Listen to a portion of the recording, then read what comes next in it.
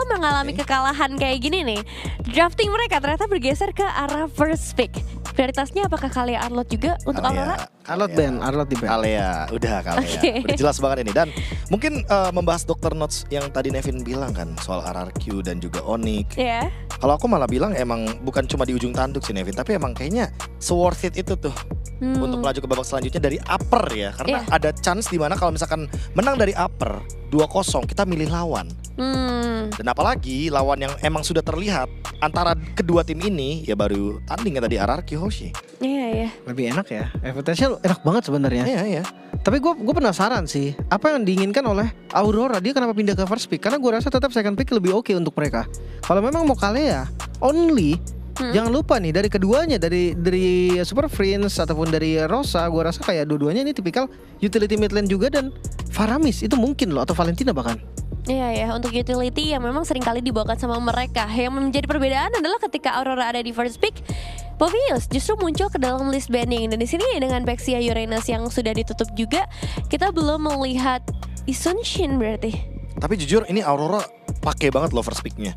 Kayak mostly ada beberapa tim yang mungkin first picknya tuh nggak dimaksimalkan. Contohnya kalau misalkan ada timnya yang nggak main Fanny, mereka bakal ban Fanny di first pick. Dan itu lumayan merugikan sebenarnya karena mostly Fanny di first pick biasanya. Tapi sekarang lihat sendiri deh kayak Povius, One, Arlott ini bener-bener hero yang ngerepotin mereka.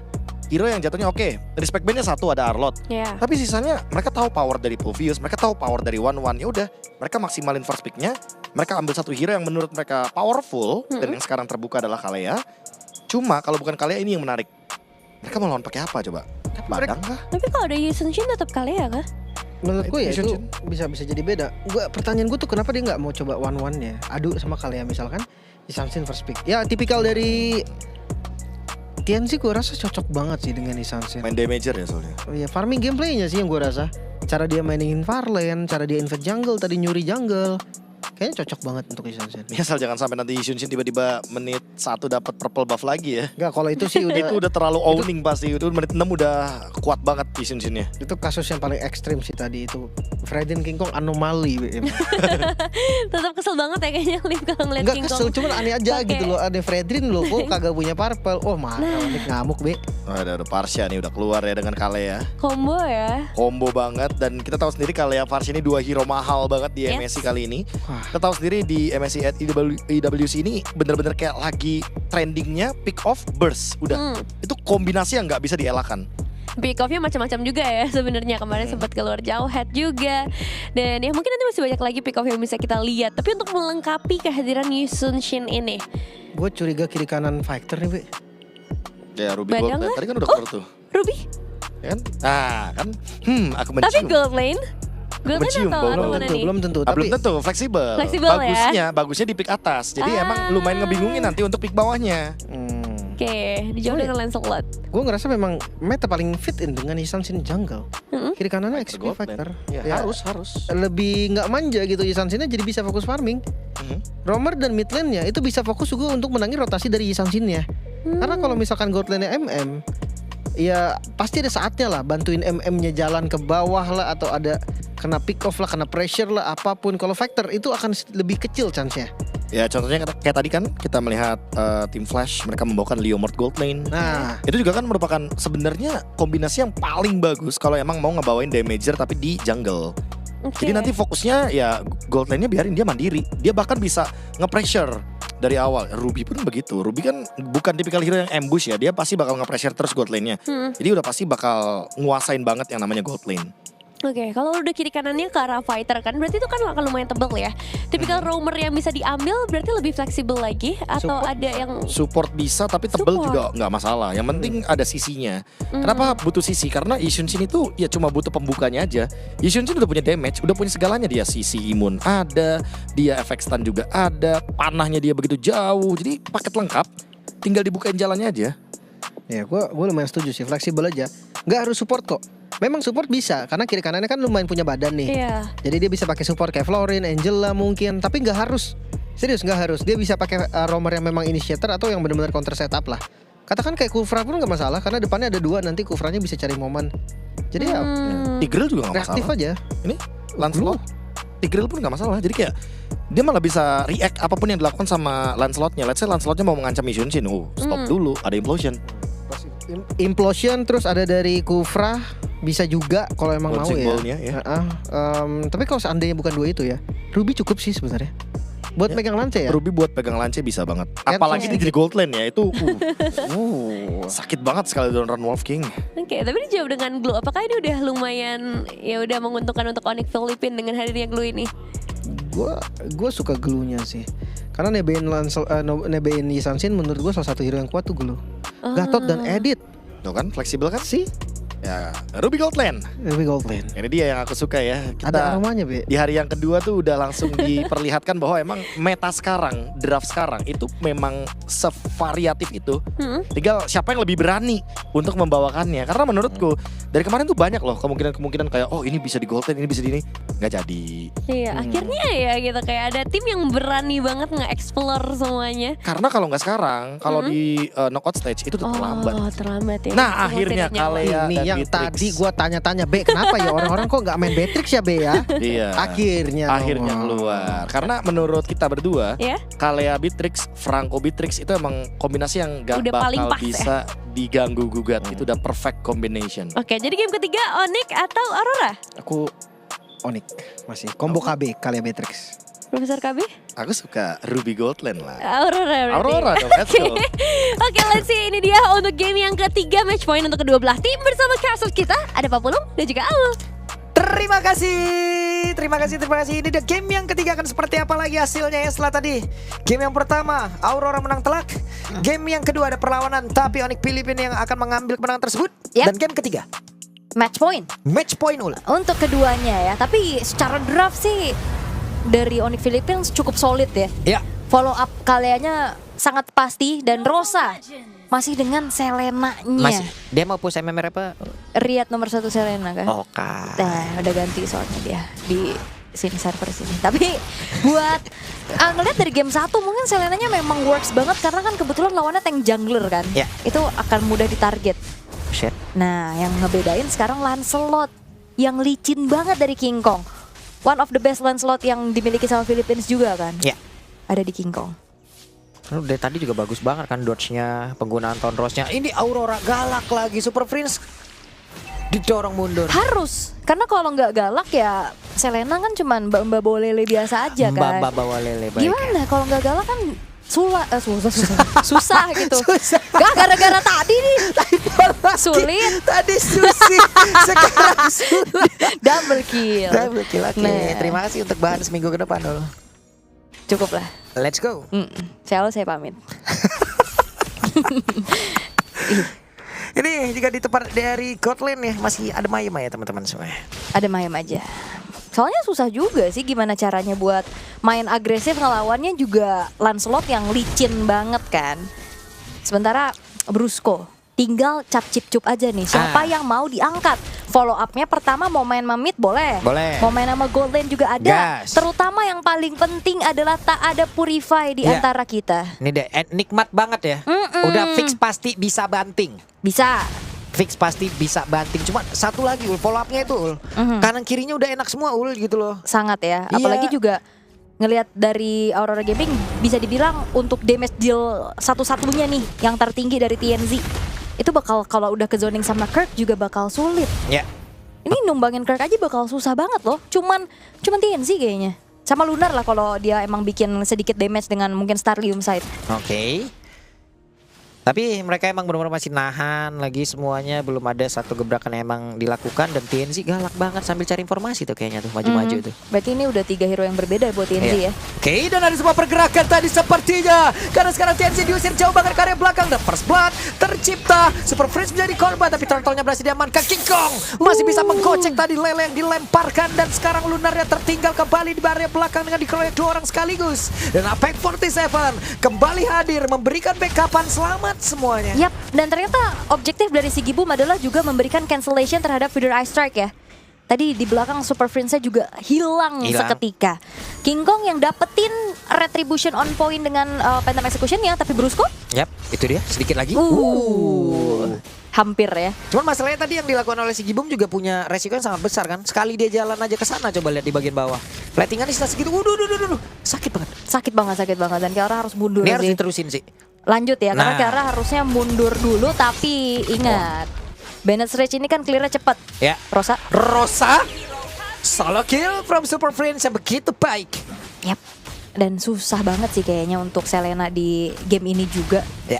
Mau target yang on point-nya paling ya sekarang harus ngasih pressure lagi ke Kelra kah? Karena berarti kalau misalkan emang mau bicara tentang adanya matchup landing di tengah sama Wah dibanting banget. Varsha, Iya. ya pasti kena outrange. Kayak tadi kecuali memang connect duluan ya dari Abyssal Arrow dan Abyssal Trap-nya. Wah Kingkong pede banget. Nah ini dia, ada satu lagi. Avatar of Guardian dikeluarkan dan Super Friends masih selamat. Ya, dan upaya pencurian dari Purple Buff masih belum berhasil nih. Dimana TNZ-nya masih secure ke arah Purple Buff miliknya juga. Belum ada invade yang terlebih jauh lagi bisa dilakukan oleh Onyx Philippines dan War Axe. Menjadi item prioritas untuk King Kong. Ketahuan tadi Brusco di dalam rumputan masih ngecamp di situ. Sementara sekarang TNZ masih melakukan farmingan di bawah. Si Gibum masih cukup santai Lunar. Oke. Dan 12 detik menuju ke arah Turtle juga dibuka Mountain Shocker. Kedetek. Wah, Brusco balik arah dan ketahuan tapi untungnya masih di dalam satu jangkauan. Fedora Strike hanya saja terganggu tadi, tidak optimal tapi Super Friends pun masih bisa selamat dan pertempuran terjadi di area mid. Oke. Brusco tukar Lunar ya. Menjadi sosok-sosok yang bisa nge-set up juga, ini agak sedikit tertahan namun hati-hati Super Friends, ini teror dari Abyssal Arrow cukup mengganggu. Iya, wah ini luar biasa loh. Mereka kembali men-take over ke area dari Turtle tersebut dan berhasil diamankan oleh Aurora. Dan mereka berani plus commit ya. Iya. 4 orang, oke kita tabrakin aja Turtle-nya. Kelihatan juga dari Super Friends yang low HP, dia harus agak sedikit lebih mundur dulu. Dan prioritas King Kong memang ke Purple Buff duluan. Nah, didorong lagi. Apex 47 mencoba untuk bisa membegal dari belakang. Sandwich Gaming tadi dan berhasil bisa mendapatkan Karol tertarik ada di bagian bawah. Tapi Korknya sudah mulai join ke dalam pertempuran dan Rosa sudah memiliki satu enchanted talisman. Kita lihat akan seperti apa. Korknya mau majukah tapi terhenti sesaat pergerakannya. Sebenarnya kombonya kelihatan sih. Abyssal Arrow di follow up dengan Avatar of Guardian. Ya. Walaupun tadi memang Avatar of Guardian kan ada sedikit ancang-ancang. Oke, ada satu lagi Federal Strike. Namun sekarang Lunar udah gak kuat lagi. Damage yang begitu besar dari Kelra. 2 point kill sudah diambil secara cepat. Dan Apex 47 bisakah dia bertahan? Namun sekarang ada satu oleh-oleh yang benar-benar di bawah oleh Kork. Yap. Top lane-nya juga akhirnya bisa di-mirror sama King Kong sih. Outer turret yang bisa dikantongi ngebuat akhirnya Onyx Philippines mendapatkan keuntungan secara jelas. Apex yang dimakan juga. Emang banyak tadi resource yang keluar di area bottom lane, tapi akhirnya dari Onyx Philippines mereka bisa menukarkan hal tersebut. Dan Kelra cukup free untuk bisa kembali mendorong adanya satu wave di area bottom lane, dan Aurora Gaming langsung sigap untuk berbondong-bondong bergerak ke arah bawah, tapi Kelra sudah ada di tempat yang jauh lebih aman. Ya, kembali ada main 2-4 point kill. Namun di bagian tengah ini udah kayak terpusat ya Onyx. Lihat sini udah fokus nih. Ini sakitnya dan Rosa. Wah, ini serangan LDR. Oke. Jarak jauh dan menyakitkan. Iya. Wow. Sakit. Aduh, itu tadi kena tembak jarak jauh. Iya, makanya serangan LDR memang mengerikan. Iya, kena ini kan dia. Dinyatakan perasaannya tapi jarak jauh, kena tembak jarak jauh. Lewat chat. Lewat gitu. Iya. Kamu mau gak? Enggak mau. Nggak gitu, Pak. Oke, King Kong nabrak dikit tadi karena tembok. Nabrak dikit gak ngaruh, damage tetap masuk. Nggak apa-apa. Ini King Kong masih nggak bisa ditangkap secara pasti sih. Dibanting dan satu follow up yang begitu indah. Rosa kembali meregang nyawa. I'm offended-nya connect karena 2 player, tapi Brusco masih sempat bisa kabur. Di tempat yang berbeda, Kirk masih memiliki cukup banyak SP di dalam tubuhnya. Kirknya masih sangat kokoh, tapi Apex 47 bersembunyi di dalam rumputan dan ketahuan oleh Super Friends. Ya, ini si Gibum juga oke banget ya dengan Ruby Gold Lane-nya. Dapetin 2 target tapi Waduh, Lunar masih sempat untuk bisa menggocek, tapi sekarang kembali ditambah beban kehidupannya. Kirk kembali mendapatkan satu oleh-oleh begitu berharga, dan Rena Rapati dari Kelra tadi mendapatkan karena satu player. Wow, ini Aurora Gaming sudah mulai teracak-acak. Sepertinya mereka masih belum menemukan jawaban gimana untuk bisa mendapatkan balasan, tapi King Kong? Yap, King Kong terjebak tapi Rosa berhasil menggocek. Cuman agak sulit aja sih ini mereka menghantarkan damage-nya ataupun menjalankan kombonya ya. Karena damage-nya terpusat mungkin kalau menurut gue adalah dari TNZ nih. Ya. Dan ini juga Aurora dibikin gelisah gak sih dari pas draft aja? Iya. Ini kan mau bawa Purify apa mau Flicker nih? Gegana Gelisah, galau, merana. Iya. Dibikin galau karena mau Purify atau Flicker. Kalau Purify dia dikejar Lance, kalau dia gak Purify, ya dia kena angkat terus aja sama Brusco. Iya, kan banget ya tadi tuh ngebanting, dapat pasti. Punya banyak pilihan lah Iya. untuk Onyx Philippines. Makanya kayak kelihatan mereka megang kendali banget untuk gamenya kali ini. Iya, Kelra standby. Tuh, waduh. Jawabannya gimana? Aurora Gaming nggak bisa nge-split kayak di game kedua tadi. Mereka harus bener-bener dapetin pick off-nya, Iya. terutama untuk bisa memberikan cancellation nih, counter initiate dengan Sigibum terutama yang akan menjadi satu ujung tombak plus Apex 47. Karena kalau ngelihat dari combo sisi powernya nih, Aurora Gaming juga gede banget kan. Walaupun memang Brusco pasti pick off bisa ngangkat satu orang, tapi single target. Beda sama Aurora Gaming yang bisa ngincer banyak pemain gitu dari Onyx Philippines. Tapi belum kelihatan gimana sinkronisasi dari area of effect tersebut. Tadi cuman connect I'm offended kena 2, oke. Terus Apex 47 juga nge-follow up aja dari Abyssal Arrow-nya. Tapi sejauh ini belum ada bener-bener teamfight gede banget sih. Nih, udah mulai ya. Onyx PH hanya kalau emang kayak begini mulai ya udah Onyx PH hanya tinggal menutup game ini aja Ul. Ini udah segala jenis keuntungan dan juga seluruh mata angin udah ke mereka semua nih. Bener. Dari draft juga udah kerasa sih. Iya. Udah mulai gimana caranya dari Onyx Philippines maksimalin kombonya juga, menangin rotasinya juga, Yap. menangin landingnya. Dan Aurora mereka harus benar-benar menjaga TNZ sebagai tumpuan, ya bisa dikatakan hyper carry mereka lah. Karena kan gold lane-nya juga bukan yang deal damage secara masif. Ya. Kita lihat nih. Momentum seperti apa yang akan diciptakan oleh Aurora. Renner Apatinya masih bisa digocek. Tapi Brusco lompat di dual strike-nya. Gagal untuk bisa mendapatkan satu player. Tapi Ama Vanded. Dan tidak boleh damage. Bahkan sekarang Flicker. Coba lihat begitu indah tadi kombinasi. Bahkan dia melakukan sebuah Banner Raid sebelum hadirnya orang itu tepat di depannya Uldan sekarang. Pertempurannya kembali. Terlihat jelas. King Kong itu berbeda. Tapi Sigibum harus membayarkan itu semua pula. Dan sekarang satu player lagi Apex 47. Yap, itu King Kong kena 2 orang sih, kena Sigibum juga ya sama TNZ. Ada sisi-sisi kecil yang bisa continuously bisa dilakukan oleh Sigibum sehingga akhirnya King Kongnya hilang di waktu Lordnya terbuka. Tapi Onyx gak gentar, mereka unggul jumlah. Mereka bakal coba untuk menguasai dulu area dari Lordnya biar Aurora gak ada kesempatan untuk bisa take over. Yap. Berhasil mereka untuk bisa mendapatkan Lord tersebut. Tanpa adanya retribution aman aja. Mereka unggul quantity soalnya kan. Dan Aurora Gaming mereka masih mencoba untuk mencari nafas yang lain ya. Di sini loh. Tuh, langsung duluan loh. Duluan dan di sini juga King Kongnya kena lunar tuh. Di damagein balik lagi. Aduh mekanik sih real itu. Tapi ya 2 lawan 1. Di sini Apex malah kegocek dia. Dia mau ngasih backupan, dia Avatar Guardian. Temennya ke tempat yang lain. Iya, Ama Vanded miss sepertinya tadi. Oke, Lord harus dihadapi. Sementara dari Aurora Gaming mereka agak kembali sulit ya untuk bagaimana caranya mempertahankan high ground-nya mereka. Clear cepet, ini agak sedikit susah pastinya.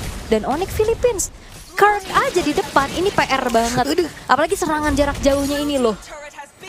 Kelra plus Super Friends. Yap, balik arah tadi Brusco.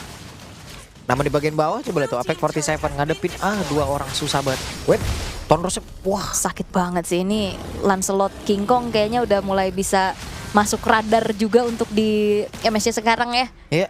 Semenjak udah jadi opsi juga untuk di jungle. Wah itu udah flicker ya begitu indah. Ada satu lagi tsunami slam langsung dikeluarkan. Namun Super Prince berhasil diamankan double kill dari apakah pula oleh TNZ. Mereka mencoba untuk bisa membalikkan keadaan lagi dan lagi ya. Onyx PH selalu bisa di-dodge habis-habisan kalau mereka membawa Lord. Iya, kalau misalkan memang masuk ke area yang nyaman buat Aurora. Ingat banyak banget sisi dari Aurora yang bisa nge-punish. Dan akhirnya double kill dikantongi oleh TNZ ngebuat selain mereka bisa defense, tapi mereka bisa ngebalesin keadaan. Iya, ini masalah yang kena Super Friends juga kan. Salah satu high ground mereka sangat penting. Banner Rush dikeluarkan setidaknya bisa menghilangkan karena satu wave minion dan juga menetralisir lagi apa yang akan dilakukan oleh Aurora. Iya, tapi targeting dari Aurora cukup banyak sih. Mau siapa? Super Prince, Kelra, King Kong. Susah banget ini. Oke lah, Lunar ketahuan tuh tadi. Buset, langsung 5 orang sekaligus ya. Nge-backup juga biar King Kongnya nggak semakin leluasa untuk bergerak.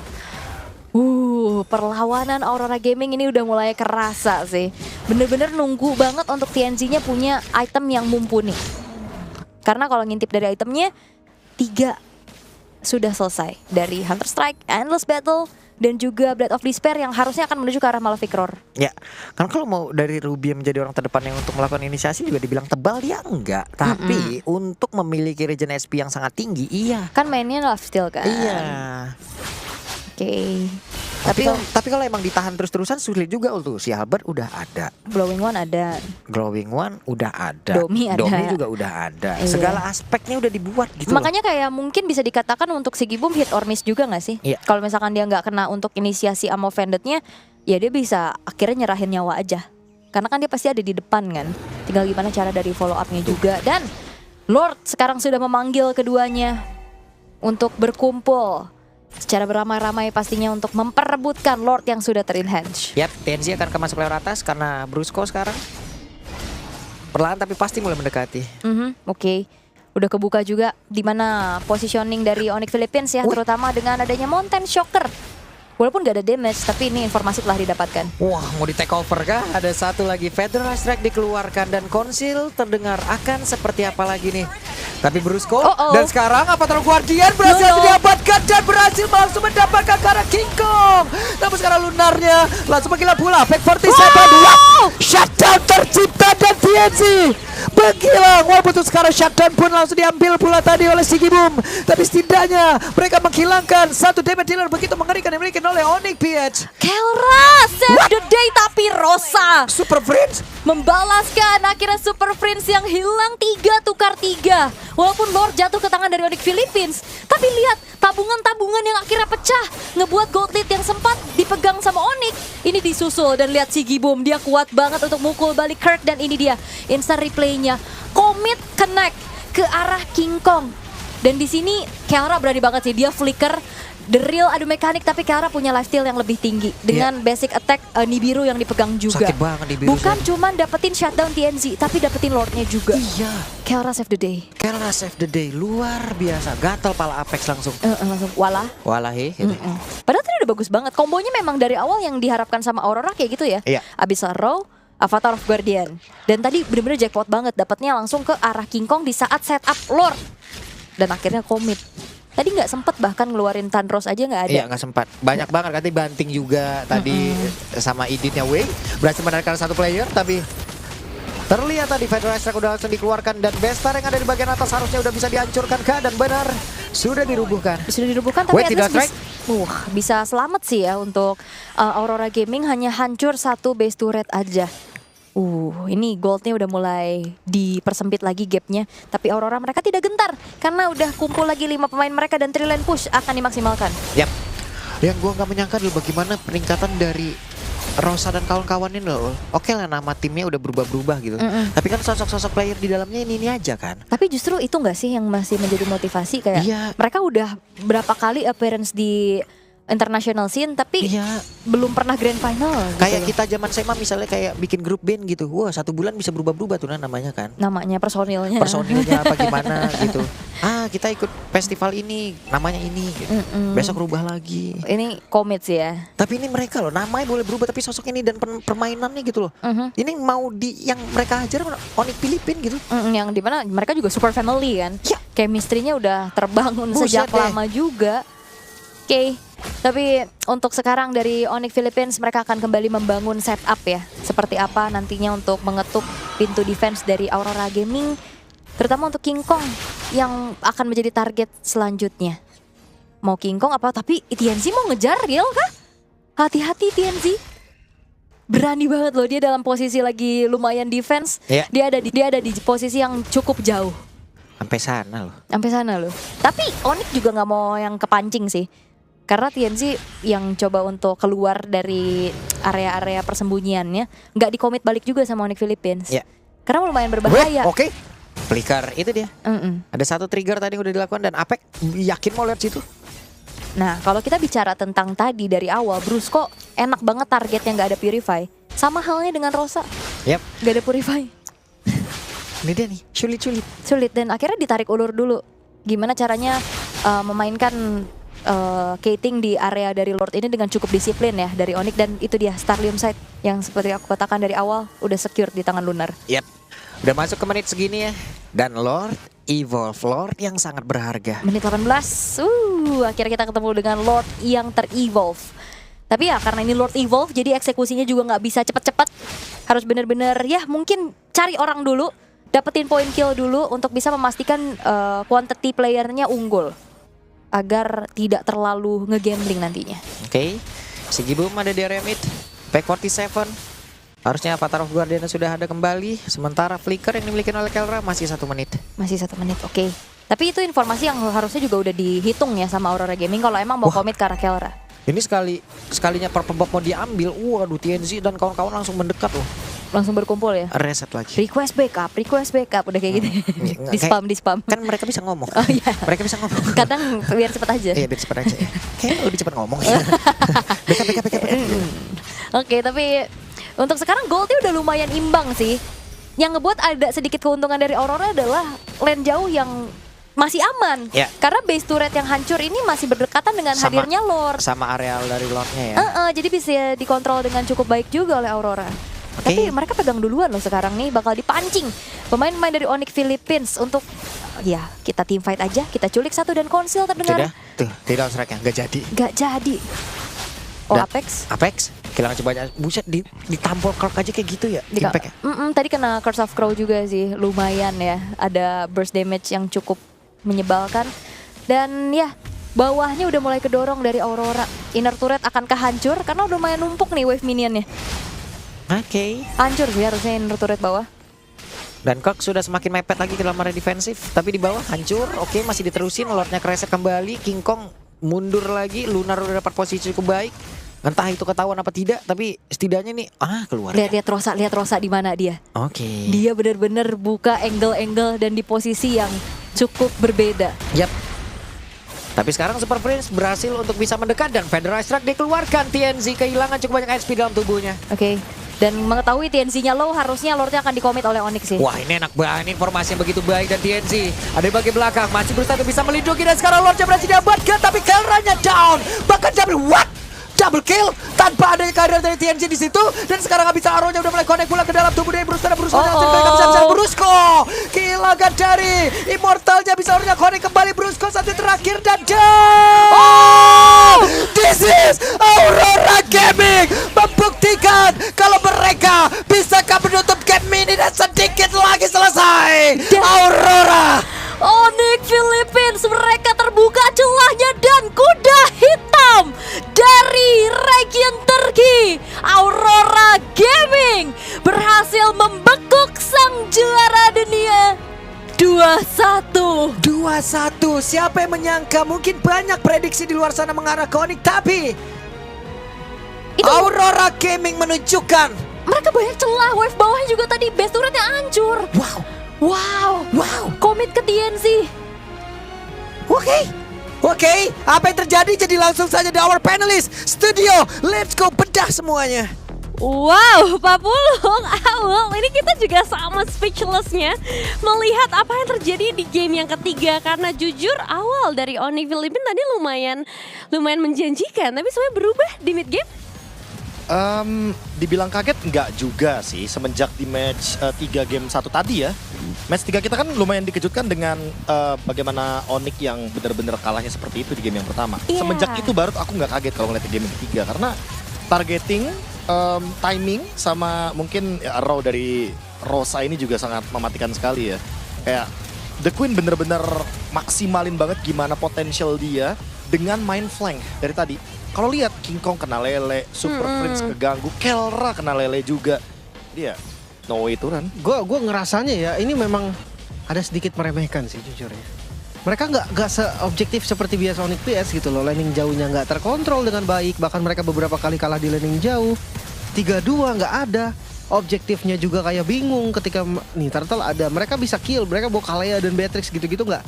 Tapi nggak ada tujuannya gitu loh mereka mau kemana aja. Mungkin ya itu sih sedikit underestimate lawan ya. Jadi akhirnya ya mereka ketika punya item yang sama udah nggak bisa ngapa-ngapain. Oke, tapi titik baliknya di mana? Karena ya seperti aku bilang tadi, Onyx Philippines di momen-momen seperti ini mereka masih unggul jauh loh goldnya. Federal Strike terakhir tadi, kalau Nevin sempat lihat ya, Federal Strike-nya itu targetnya ke TNZ. Dan di last fight itu emang kebetulan berarti Super Friends-nya ya nggak siap dengan utility yang dia miliki. So itu kendala pertamanya. Kendala keduanya adalah ternyata ketika kita melihat tadi Kirk itu targetingnya adalah ke arah TNZ, ya udah belakangnya pasti bakal dihajar terus. Gue ngerasa memang dari mungkin dari Lord kedua ya berarti tadi ya. Lord kedua yang memang udah jadi momentumnya mereka sih. Plus Ruby Goldland memang di awalnya tadi harusnya galak tapi nggak galak kan. Tapi inget di late game Ruby ini akan tetap berfungsi dengan maksimal. Dia punya 2 efek sisi dan dia bermain dengan posisi. Betul. Makanya Dan dia bisa balikin. Kita lihat dari tadi King Kong nggak bisa masuk ke belakang. Dia susah banget untuk mencari di mana Selenanya. Dia susah mencari di mana Yishun Shin dari TNZ. Dan makanya kenapa tadi pas draft ya, bahkan sebelum dilempar ke caster aku selalu ditanya sama Nevin kayak aku bilang nggak Aurora sih kayaknya. By draft ya, balik lagi. Dan konsep permainan mereka matang banget. Mereka tahu gimana cara punish dengan menggunakan Ruby Goldland. Jadi bukan cuma sekedar Ruby Goldland-nya bagus, Fighter Goldland-nya bagus, enggak. Tapi emang idealnya ya draft Yishun Shin emang seperti ini harusnya. Tapi sebenarnya ada celahnya nggak sih untuk kayak Onyx Philippines dapetin kemenangan ini sebenarnya? Kayak celah dari komposisi fighter-fighter kayak gini. Oh banyak. Sangat. Banyak banget. Kan gue bilang tadi mungkin Onyx ini lebih ke underestimate lawannya. Karena kalau memang mereka mau pick off Yisanshin itu gimana cara Yisanshin kabur dari Kalea? Itu satu. Kedua nggak bisa di cancel juga, nggak bisa ditarik langsung. Tetap akan keluar roket dan Braided-nya Betex itu akan tetap keluar. Kedua ya mereka mau counter setup misalkan katakan pakai Gatot Kaca, mereka langsung lompat ke tempat dibantingnya. Yang dibanting tetap akan tumbang. Itu dulu satu. Kedua Gatot Kaca seakan-akan ya nganter. Yeah. Ngasih nyawa lagi. Dan di sini Gatotnya bukan nge-react Kaleanya, tapi dia bikin inisiasi sendiri. Dia nge-react Rosa.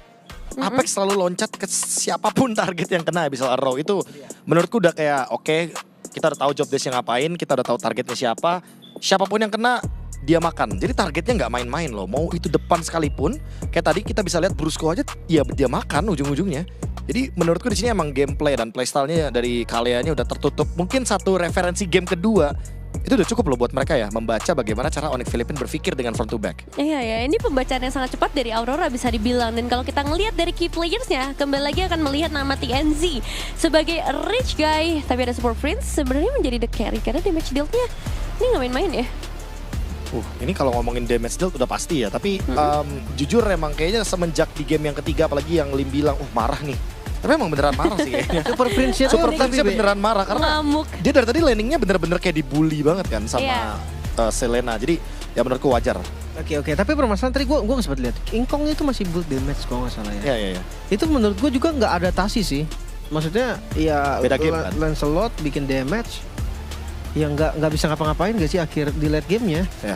Bener-bener tipis banget. Justru yang dibikin kenapa Brute Force, kenapa Queen Swing, kenapa pakai War Axe Endless Battle.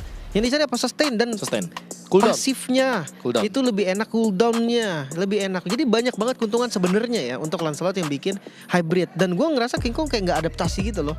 Semua orang pakai, semua. Ini Dia Messi. Aku jujur ya melihat bagaimana potensi dari teman-teman Aurora Turki ini, draftingnya luar biasa. Itu yang pertama yang bisa kita perhatikan. Karena ini mirip sama di hari yang kedua terutama ya. Hari yang kedua grup B. Ini walaupun jujur orang-orang pada look up-nya ke grup A karena ini grup A adalah tim juara. 6 juara MPL. 6 juara MPL dan segala macam. Tapi ya lihat sendiri di grup B ternyata lebih variatif. Mereka lebih bisa adaptif sama keadaan draftingnya. Dan fighter Goldland-nya nggak diambil asal jadinya. Iya, justru banyak banget ya. Akhirnya drafting baru yang terbuka kayak dikejutkan dengan adanya Ixia tadi. Dari Onyx Philippines juga akhirnya ngebawa Valir. Jadi ini match yang bener-bener variatif banget. Tapi kalau bisa kilas balik sedikit lagi, ngelihat ke dalam game yang ketiga, menurut kalian player yang paling berpengaruh untuk Aurora Gaming, apakah ini di Ruby Gold-nya yang paling efek? Enggak, aku Rosa. Rosa ya, mid lane berarti? Sama sih. Pressure-nya dia tuh ya nggak 100% kena kok dari arrow-nya. Tapi setiap kali dia arrow, vision terbuka. Dan tadi ya itu tadi 3 kata lucu, King Kong kena arrow. King Kong kena arrow ya. Ini bahkan yang terakhir yang kena EOG siapa? Kelra loh. Dia kayak di momentum akhir aja EOG-nya tepat sasaran. Karena dia tahu dia motong jalur dari kanan dan kiri, angle-nya pas banget. Yes. Dan dia engage juga ke bush. Jadi disitulah Kelra tertangkap. Kelra juga nggak expect tentunya dia bakal kena EOG. Karena mungkin dia lagi ngegeser mapnya untuk ngelihat siapa yang ditangkap sama Brusco. Karena siapapun yang ditangkap sama Brusco kan harus nih di penetrate sama Kelra. Nggak mungkin dong Brusco udah angkat tapi nggak ada follow up. Wah itu eval pasti. Itu miscom berarti kan jatuhnya. Miscom berarti pasti. Tapi ya mau di follow kayak gimana pun tetap susah tadi. Karena ya emang ancamannya arrow. Ditutup. Itu ancaman yang menurut gue tuh lu nggak bisa apa-apain kecuali badanin. Ya kan, dibadanin ngurangin darah. Even itu tank tadi, even siapapun lah yang nebeng di depan, menurut gue nggak akan kuat untuk row yang terus-terusan di spam. Tadi bisa kita lihat ya dengan Wishing Lantern itu Kirk pakai glue 2 kali kena efek butterfly-nya aja udah kayak sekitar 3 bar HP 4 bar HP hilang. Jadi kayak bayangkan kalau itu yang kena Kelra, Super Friends, itu pasti bakal hilang. Instant kill pasti. Itu sudah bisa dipastikan harusnya. Tapi memang ya kalau gold lane standar beda ya. Tadi kelihatan gak sih? Kelra nyelamatin loh. Itu pas King Kong yang udah kena arrow. Kelra yang dapetin kill ke TNZ, terus dia yang dapetin Lordnya loh. Buset, emang Kelra gila sih. Emang Keren, udah beda standar lagi ya. Emang dia kayak high standarnya ya untuk sekarang yang harus dikejar. Betul. Dari Kelra sendiri. Dan ini berarti membuat Onyx Philippines harus melalui jalan yang lebih bergelombang, lebih bergoyang lagi. Saatnya kita membuat pertanyaan untuk beberapa hari ke depan. Apa tuh? Siapa tim 2-0 yang mau ngambil Onyx PH? Iya juga ya. Gue penasaran sih tapi. Iya, Tapi gue rasa seperti yang tadi gue bilang sisaan pasti. Sisaan Yang mungkin gak ada pilihan Sisaan lain mungkin. selain Onyx PH. Jadi kita kemungkinan besar akan mencari tim yang 2-0 tapi game time-nya paling lama. Apes-apes dia yang ketemu sama Onyx Philippines. Walaupun dia menangnya 2-0 di grupnya. Iya sih. Onyx kan. Who knows? Bisa tim Liquid, bisa Onyx. Tim Liquid cepat sekali. Anyway 2-0 cepat. Cepat sekali dia RRQ pilih. juga lumayan game time-nya. Mungkin nggak tim Liquid ambil RRQ? Ya kita jarang lihat seperti terjadi anyway.